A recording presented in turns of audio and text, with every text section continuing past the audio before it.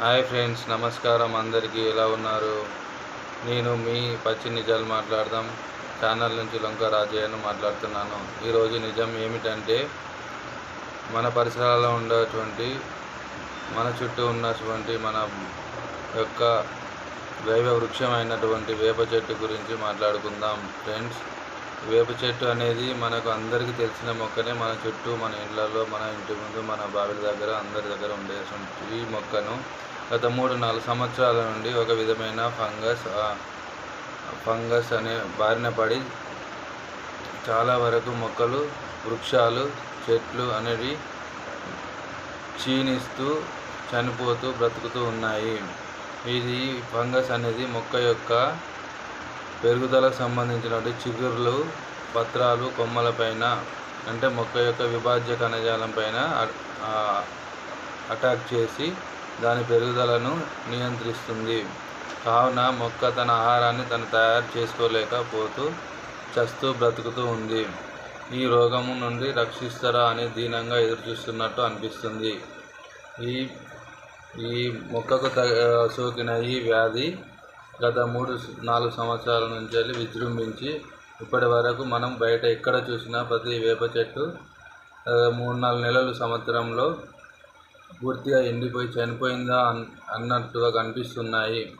కావున ఈ సమస్యను ప్రస్తుతము అందరూ గమనించి ఈ తీవ్రతను ప్రజలకు నుంచి ఫోటోల రూపంలో, వీడియోల రూపంలో కానీ, ప్రభుత్వాలకు కానీ, మరియు శాస్త్రవేత్తలకు కానీ, డాక్టర్లకు కానీ చేరే విధంగా, పర్యావరణవేత్తలకు చేరే విధంగా దీని ఒక ఉద్యమంలా చేయాలని నేను కోరుకుంటున్నాను. ఈ వేప చెట్టు అనేది మనం ఎండాకాలంలో ఎప్పుడూ పచ్చగా నిగనిగలాడుతూ పూలు, పండ్లు, ఆకులతో మనకు కలకలాడుతూ ఉండేది.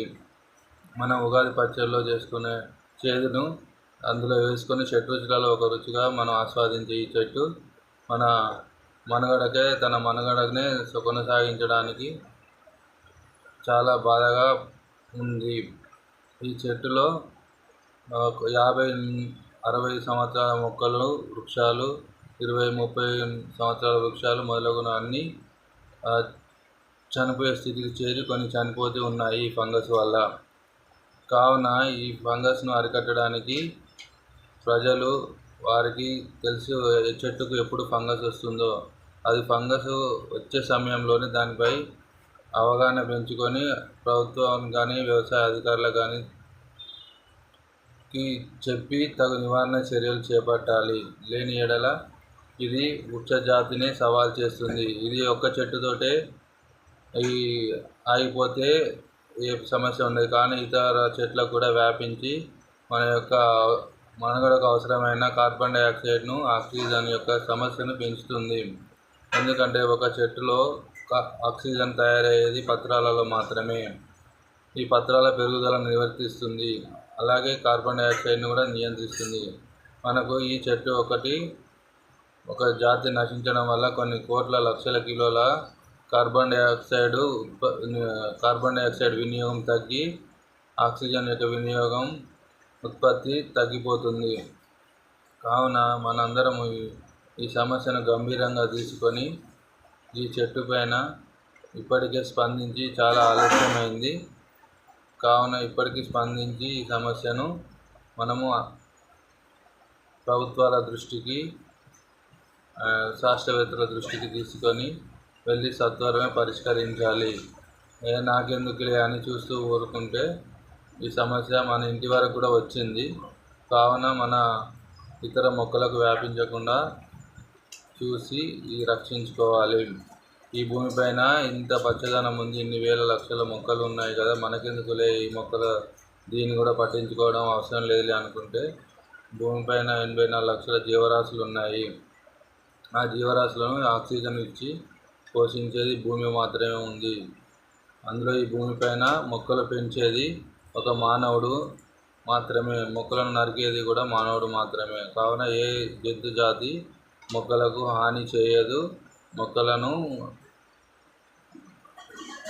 ఇతర విధంగా హాని కలిగించదు. కావున ఈ మానవుడు మాత్రమే దీన్ని అరికట్టాలి, దీని నుంచి ఆ మొక్కలను రక్షించాలి. కావున అందరూ ఈ వీడియోను చూసి కంటెంట్ నచ్చితే మీరు లైక్ చేసి షేర్ చేయండి. నలుగురికి తెలిసే విధంగా గవర్నమెంట్లకు శాస్త్రవేత్తలకు చేరే విధంగా దీన్ని ఉద్యమంలో ముందుకు తీసుకెళ్లారని నా మనవి.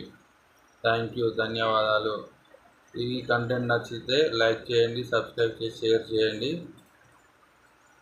అందరికీ నమస్కారం. పచ్చి నిజాలు మాట్లాడుకుందాం ఛానల్ చూసినందుకు ధన్యవాదాలు. మీ రాజయ్య. Thank you.